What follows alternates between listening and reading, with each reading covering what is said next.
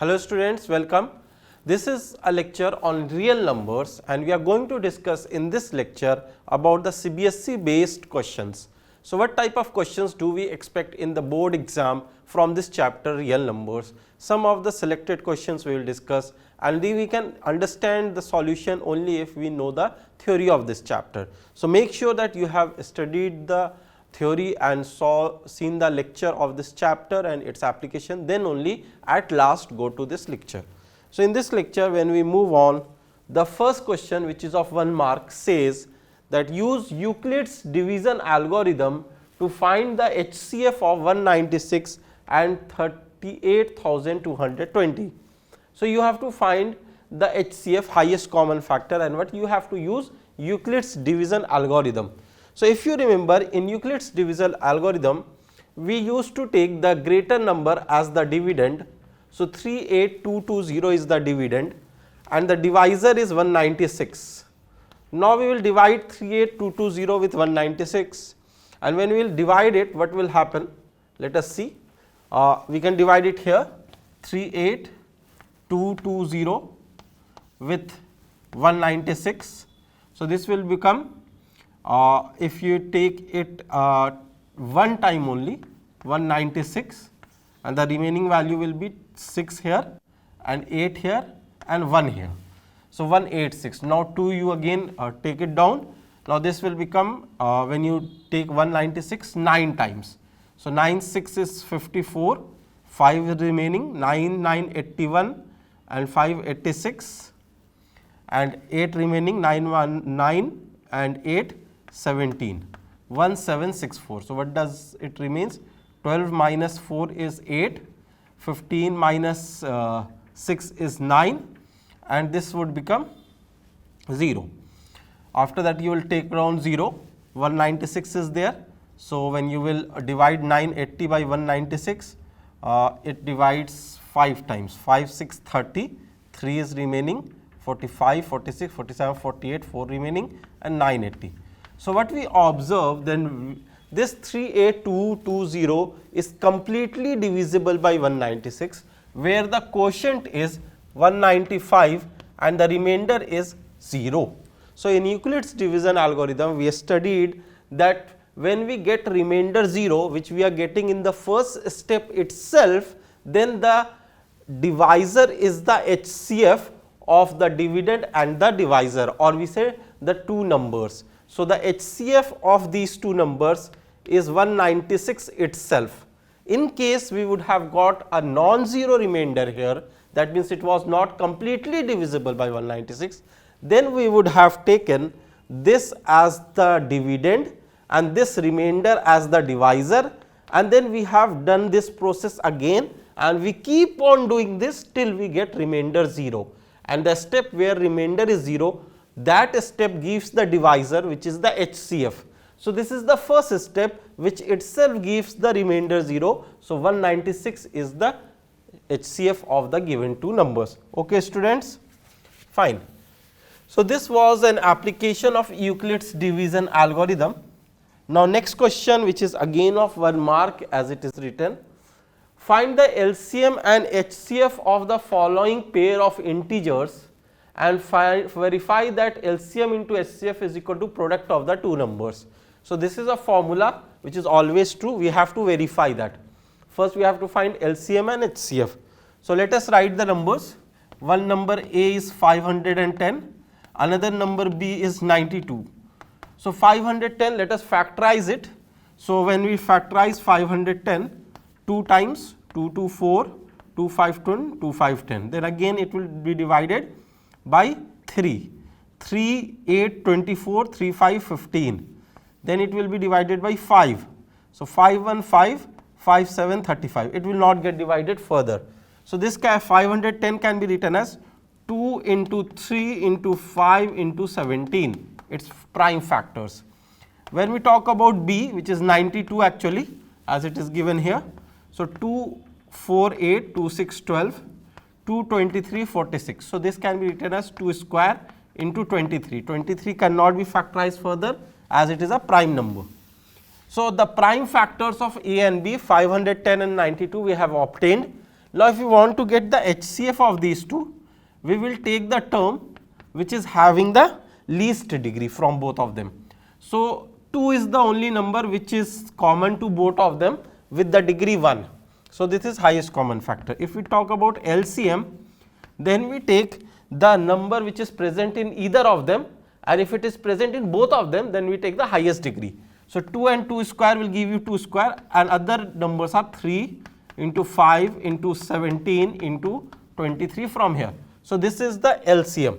So, HCF of these two numbers is 2, whereas LCM of these two numbers is obtained by multiplying this. Now, if you will observe HCF into LCM, when you will calculate the value of HCM into LCM, that is the value of 2 into this term, that is 2 cube into 3 into 5 into 17 into 23. And if you multiply the two numbers A and B, which is 5, 10 and 92, so this multiplied with this give you 2 cube into 3 into 5 into 17 into 23. So, we observe that this value and this value will be same. So, it is verified that HCM into LCM is equal to the product of the numbers. Okay, students, right. Now, let us see another question, and the next question is of 2 marks. Here it is written that HCF of 306 and 657 is 9, find LCM of these two numbers. So, if HCF is given and the numbers are given, we do not have to do the prime factorization. We can directly say that since HCF into LCM is equal to product of the numbers, which is 306 into 657, and we know that HCF is given as 9. So, 9 into LCM is equal to 306 into 657. This implies LCM is equal to 306 into 657 by 9. Now, let us divide 9 3 27 and 9 4 36. So, the LCM of these two numbers is 34 into 657. This you can multiply and get the answer. So, here we have again used the concept that if there are two numbers given and we have to find the HCF and LCM of two numbers, we can do this application that HCF into LCM is equal to product of the two numbers. Let us see fourth question. This says that prove that 6 plus root 2 is an irrational number. So, it is a 2 marks question. Let us suppose that 6 plus root 2 is a rational number. So, we assume that 6 plus root 2 is rational. Now, if it is rational, it means that 6 plus root 2 can be written as P upon Q, where Q is not equal to 0 and PQ are integers, and PQ have no other common factor other than 1. Now, next step, root 2 is equal to P by Q minus 6, which means P minus 6Q by Q. Now, this P minus 6Q will also be an integer because we have assumed that P and Q are integers. So, multiplying an integer with 6 and subtracting it from another integer give you an integer. Q is also an integer. So, is root 2 coming out integer by integer? Yes. So, if root 2 is coming out to be integer by integer, it should be a rational number, but on the contradictory we know that root 2 is an irrational number. Root over prime number is an irrational number. So, this irrational number cannot be equal to a rational number. So, our assumption was wrong because we have seen a contradiction here that rational is equal to irrational. So, our supposition was wrong, which means 6 plus root 2 is an irrational number. Okay, students? Fine. Let us come to the next question, which is also of 2 marks. This question says, without actually performing the long division, state whether the following rational number, this rational number they are talking about, will have a terminating decimal expansion or a non-terminating repeating decimal expansion. So, we know that when rational number is expressed in decimals, it can be of two forms, either the decimal terminates, or if it does not terminate, then it repeats. So, how do we write the rational number or identify the rational number without dividing? So, we know the formula theorem that if a rational number is of the form any number divided by 2 to the power m, 5 to the power n, this is a numerator, and here there is denominator. If denominator is of the form 2 to the power m into 5 to the power n, then we say that it is a terminating decimal rational number, and if the denominator is not of this form, then it is not terminating, it is repeating, non terminating, repeating. So, if we observe, we have been given 23 upon 2 cube into 5 square. Is this of this form? Yes, it is of this form. There is no other prime number in the denominator other than 2 and 5. So, we will say this is terminating rational number and terminating decimal expansion of the rational number. Why we see that? As you remember, in the proof we know that this can be written as 23 upon 2 cube, and this 5 can also be made to 5 cube and multiply by a 5 in the numerator. So, what will happen? 23 into 5, that will be 115, divided by 2 into 5, 10, and cube of 10 is 1000. So, this will be 0.115. So, this is a terminating decimal. So, we do not have to do this calculation, we will just see that this is of the form 2 to the power m, 5 to the power n. So, it is a terminating decimal expansion. Okay, students? Fine. Let us come to the next question. Next question is again of 2 marks, and it is saying again same thing with a different expression here. So, they are saying without actually performing the long division, state whether the following rational number will have a terminating decimal expansion or a non-terminating repeating decimal expansion. So, what we will do? We will take 77 by 210 and let us divide with the common factor if there is any. So, they will be divided by 7, this will become 11, this will become 30. So, this is 11 by 30. Can it be further factorized? No. So, this can be written 11 by 3 into 2 into 5 as the factor of 30 into prime factors. Now, if we observe the denominator, is this denominator of the form 2 to the power m, 5 to the power n? No, it is not of this form, because other than 2 and 5, 3 is also a prime number which is present in the denominator, and that has not got cancelled. So, that means we can say that it is non-terminating, whereas it is non-terminating repeating decimal expansion. So, if we will find the decimal expansion, what we will observe that this 5 into 2 is 10. So, this will become 1.1 divided by 3, and when we will divide 1.1 by 3, this will become 0.33920 remains, 618, then 20 remains, there is a bar on 6. So, this is 0.36666666, never terminating but repeating. So, instead of calculating this directly, we observe here that it is 2 to the power m, 5 to the power n, not a form like this. So, it is non-terminating repeating. Okay, students. Now, let us move to the next question, which is the 7th question is of this series.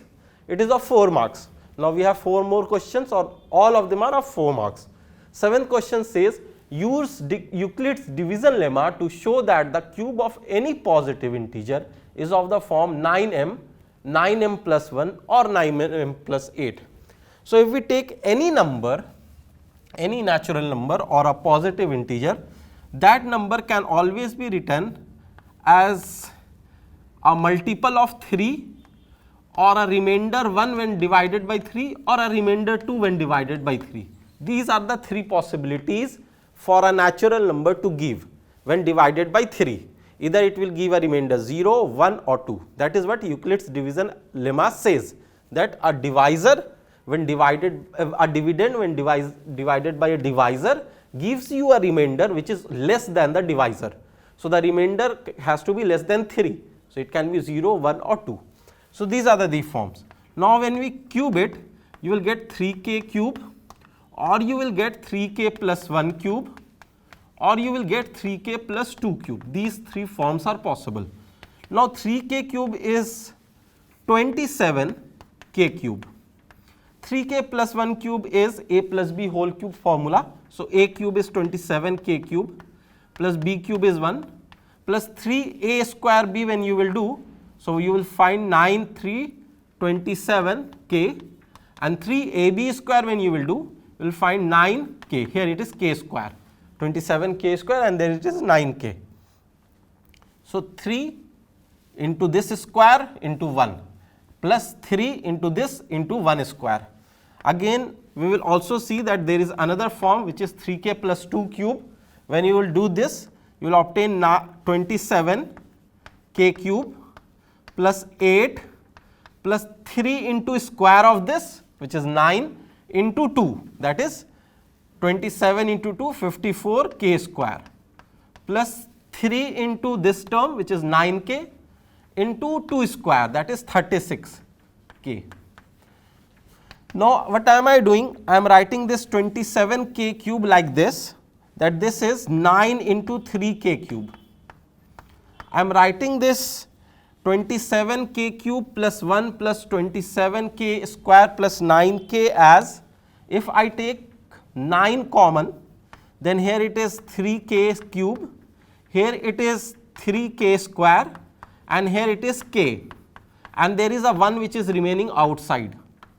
Similarly, if I take this term, third form, in this form what we observe that 1, 2, 3, from them we take 9 common, here it becomes 3k cube, here it becomes 6k square, and here it becomes 4k, and plus 8. This is what we are observing. So, if we observe, the number n cube can be written as 9 times of m or 9 times of m plus 1. This m is different from this m, but it is a natural number.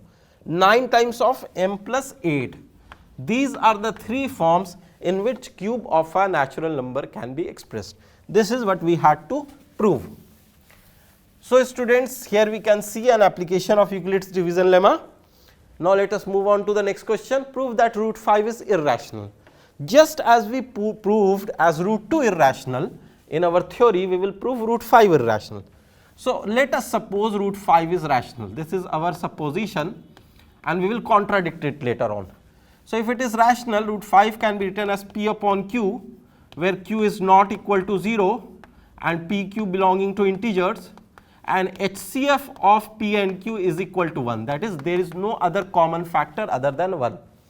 Now, we will square 5 equal to p square by q square, which implies that p square is equal to 5q square.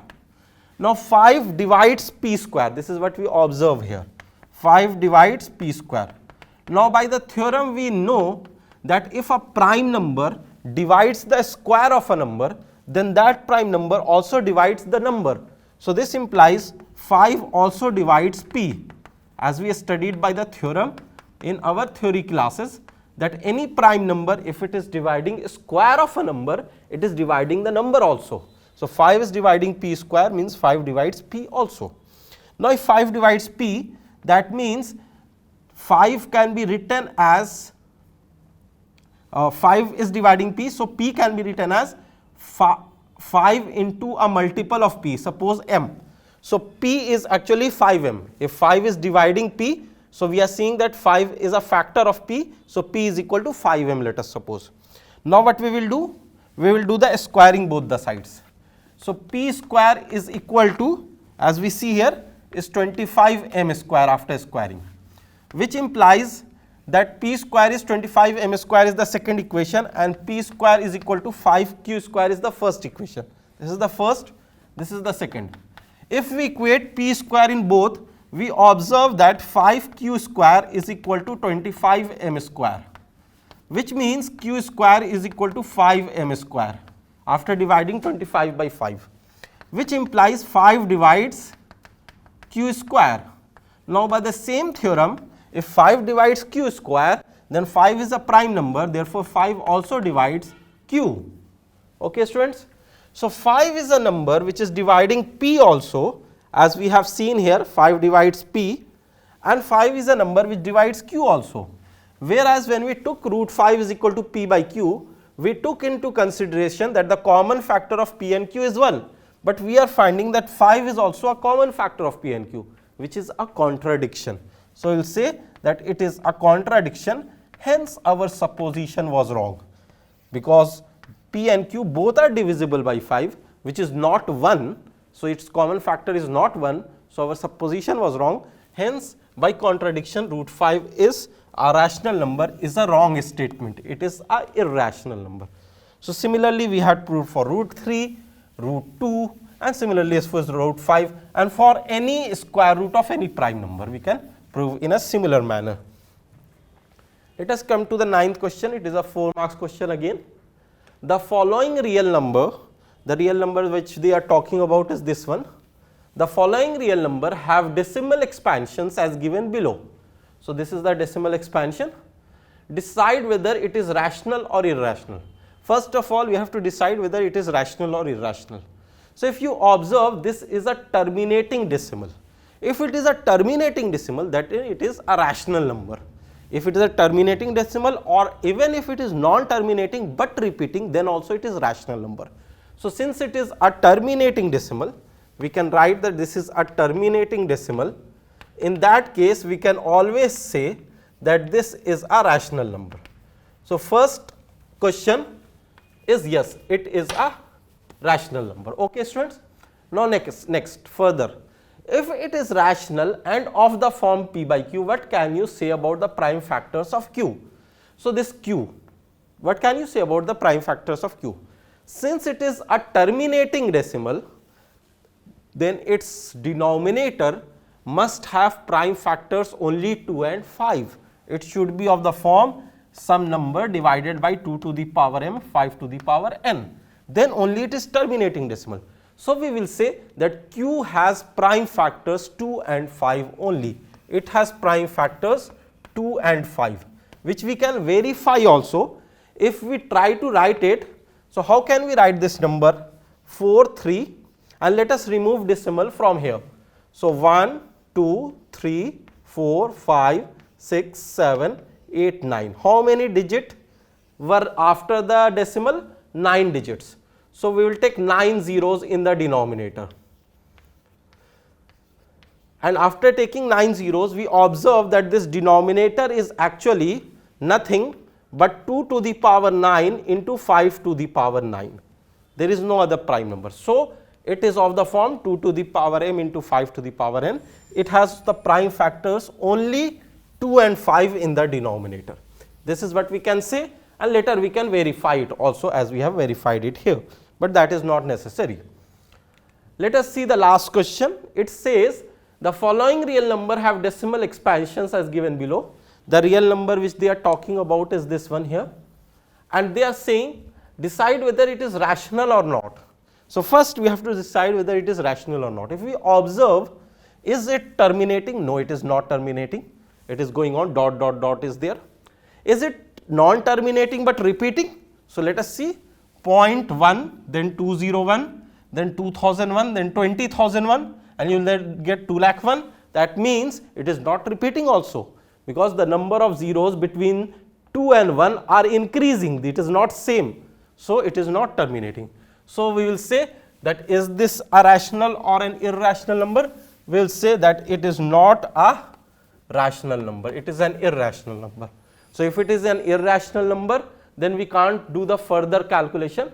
That is for if it is a rational number p by q, then tell about q. But since it is irrational, because it is non-terminating, and along with it non-terminating, it is also non-repeating, then it is definitely an irrational number. So, you can't write it in the form p by q. So, these were the 10 questions which were involving all the concepts that we studied in this chapter, students. So, keep working hard and keep practicing these questions. Thank you.